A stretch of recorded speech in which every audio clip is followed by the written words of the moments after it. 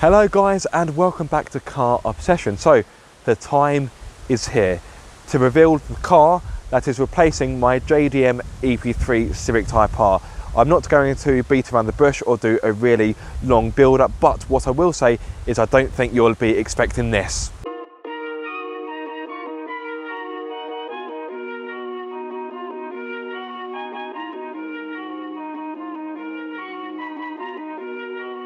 Ryan Little.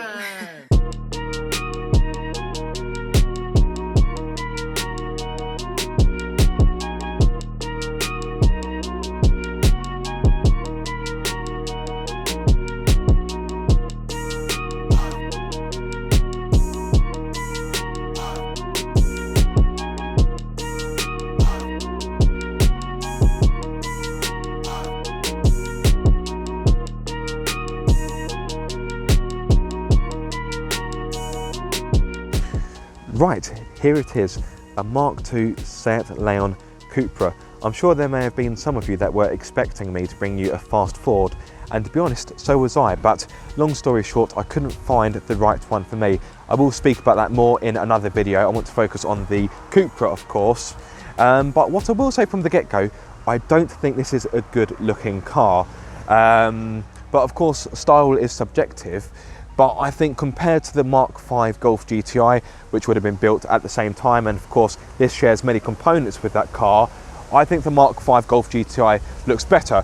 Why didn't I buy one of those? Well, they're a bit predictable, a bit of a safe option, and you don't really see many of these on the road, do you?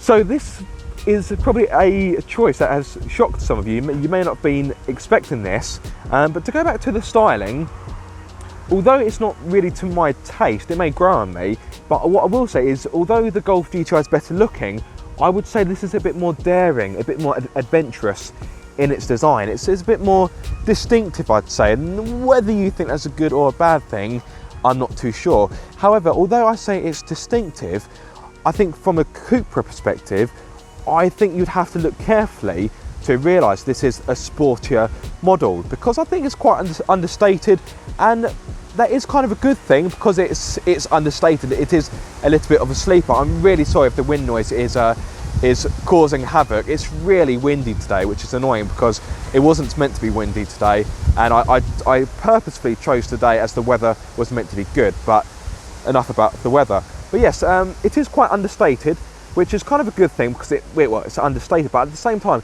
I don't think this is a car that screams, I am a hot hatch. However, as part of the Cupra styling, you do get a beefier front end. You get 18-inch alloys with red brake calipers. Very nice indeed. You also get black wing mirrors. So the FR model, the FR is the model below this, that had silver wing mirrors, and your standard Leon, well, that just had body coloured wing mirrors, if I'm not mistaken. So if you see a Leon with black wing mirrors, it is a good chance it is a Cupra.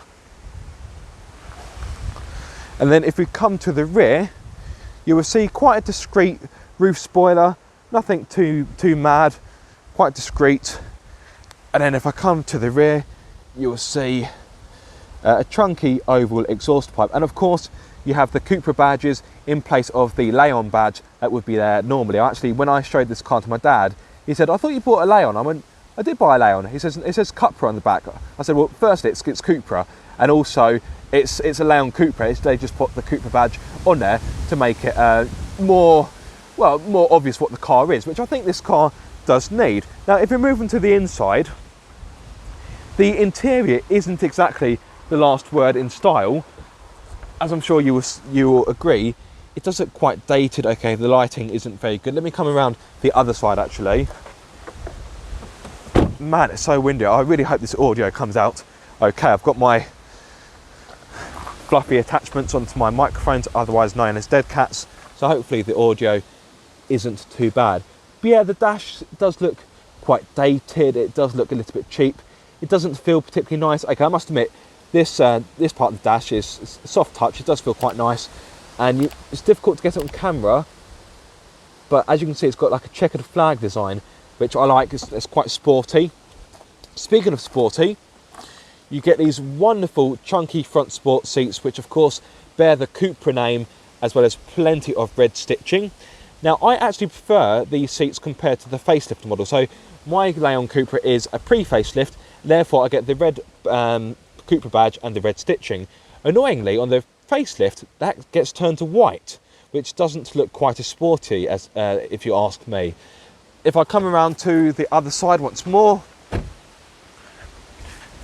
I have a steering wheel and gear knob that is very reminiscent of the Ibiza FR I used to own. So this has exactly the same steering wheel as my Ibiza FR, albeit with Cupra badging and not FR. And I've also got the same gear lever design, gear knob design, but again, of course, I've got Cupra badging instead of FR. Speaking of the FR, regular viewers may, well, long-term viewers may remember that that car was a 5-door. And this car is also a 5-door, although when you first look at it from a distance, you'll think this is a 3-door. And I like that because this is a 5-door car, so better practicality, which is what I wanted, particularly with a baby on the way. But if you look at it from a distance, it looks like a 3-door. Okay, you may have to squint a little bit, but what I really like is the door handle is disguised in there. And I really like that. That is a nice touch. There are not many cars, well, particularly cars of this age, this is a 2007 car, not many cars of this age have that kind of design feature. So that is one design feature I do like of the outside. Let's speak about the power. Of course, that's what this car is really about. And of course, to do that, I will need to have a look under the bonnet. So, got some magic words here. Hopefully this works. So, Abra Cupradabra, and just like that, the bonnet is open. I know it's good, isn't it? It's an optional extra.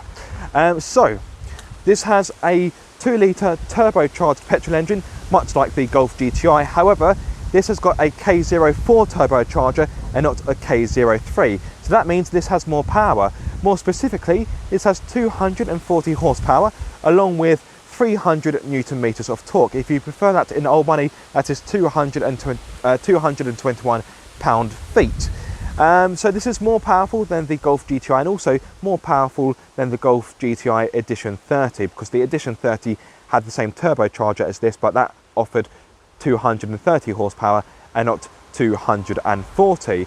In regard to performance, this will hit 62 miles per hour in 6.4 seconds, which even by today's standards is pretty respectable, let alone 13 years ago. The top speed is 153 miles per hour. You can't have this car, well, when this car was new on the market, you couldn't buy it with a DSG like the Golf, so this is only available with a 6-speed manual gearbox, which is fine by me, as I do prefer a manual. Anyway, that's enough driving. Sorry, that's enough talking. Let's do some driving. Of course, I will need to put the bonnet down, so let's try this again. Abra Cupradabra. There we go. Right, let's go for a drive.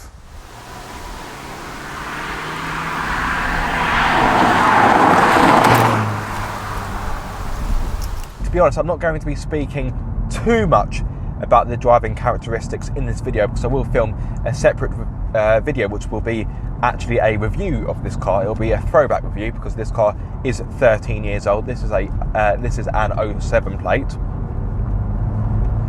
Okay, engine starting to warm up. It's getting there slowly but surely. So for those of you that don't know, or you're not a long-term viewer or subscriber, I used to own a 2006 Seat Ibiza FR, which is actually owned by my dad now. So I had that for about 4-5 years, I think. I think it was 4, but it may have been 5. Anyway, I had it for a few years, and I sold it on to my dad. So it's still within the family, but of course my old man has it. But when I had the Ibiza, two things I started to dislike over time was the ride, which was hard, to be honest, and the steering, which was stupidly light. I could actually steer it with my little finger when I tried. And those were two things that I was worried about when test driving this car. I thought this would be quite similar. Now, I understand that this isn't built on the same platform as the Ibiza. Of course, this is a bigger car, it's longer. Like I say, it wasn't built on the same platform, but I thought, well, it may have the same kind of characteristics. And thankfully, it hasn't. Now, the ride on this car is quite firm, I won't lie, and in case you're wondering, the ride in this car definitely feels firmer compared to the Civic Type R. The ride is quite busy and quite lumpy at lower speeds, but I wouldn't call it uncomfortable, it's just a little bit unsettled. But for the most part, it is quite comfortable. I must admit, these seats are really nice to sit in. They're supportive, but they've got a good amount of give in them, so you can kind of just get comfy, really. Right, the engine, it's not quite warmed up yet. Okay, don't go too silly with the revs, Aaron. It's annoying because I've just got into the national speed limit. And the steering, well, the steering is on the light side, if I'm going to be honest, but to be fair, I'm a driver. I like my steering to be quite heavy.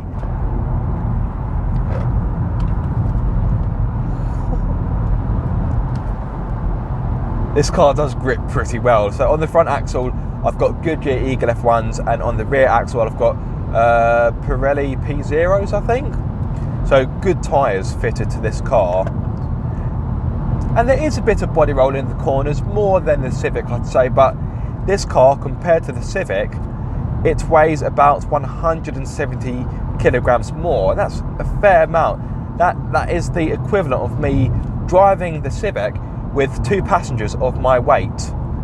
That's a fair amount of chunk to be carrying about. So this car is a fair bit heavier than the Civic, but despite that, because it's a bit more powerful, on paper they have the same as 0 to 62 times, and the top speeds are pretty similar as well. In fact, I think this car is a bit quicker. Well, this has a faster top speed, a higher top speed, I should say. It's nice having boost back. It's nice having a turbo. There was one point earlier this year where I owned 4 cars, and each one of them were naturally aspirated, and I like natural aspiration. I've got no problem with that, but I must admit, I do like a turbocharged car. I really do. And this has more potential for tuning as well, because there's not that much you can really do with a naturally aspirated engine. You can eke a bit more power out of it, but not a crazy amount.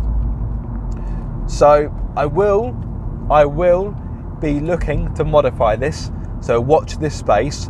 However, if you're expecting some crazy hybrid turbo stage 3 monster that's chucking out, I don't know, 500 horsepower or something like that, then I'm afraid you won't be getting it. Sorry to disappoint you.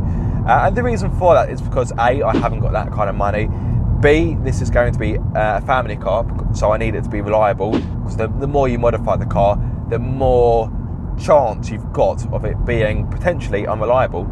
And C, again, this is a family car. I will be transporting a baby in it, so I don't want anything too insane. And stage 1 will take this to around 300 horsepower, and I would argue that is plenty for a road car, to be honest, particularly one that is front wheel drive. And even now, this has got 240 horsepower. Even now, if you're a bit exuberant with the accelerator, you will get wheel spin.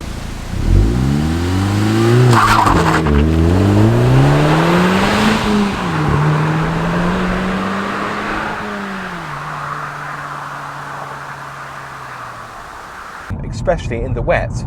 So once I do get the stage 1 map, and I'm also going to get an aftermarket exhaust as well, I will save up and get a limited slip diff just to give better traction.